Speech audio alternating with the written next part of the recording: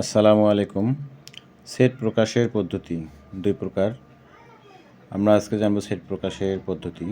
Set প্রকাশের পদ্ধতি ওকে, set প্রকাশের পদ্ধতি হচ্ছে দুইটা। এক নম্বর সেট তালিকা পদ্ধতি, আর একটা হচ্ছে সেট গঠন পদ্ধতি। তাহলে আমরা এক নম্বরে লিখি যে সেট তালিকা পদ্ধতি, দুই নম্বরে হচ্ছে সেট গঠন পদ্ধতি।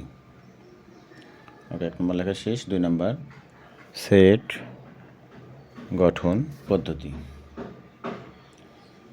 ওকে, সেট গঠন পদ্ধতি লেখা শেষ।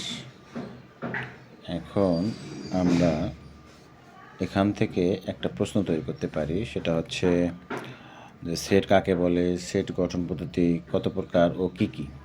ঠিক আছে, তাহলে আমরা প্রশ্নটা লিখি। সেটা হচ্ছে সেট কাকে বলে, সেট কাকে বলে।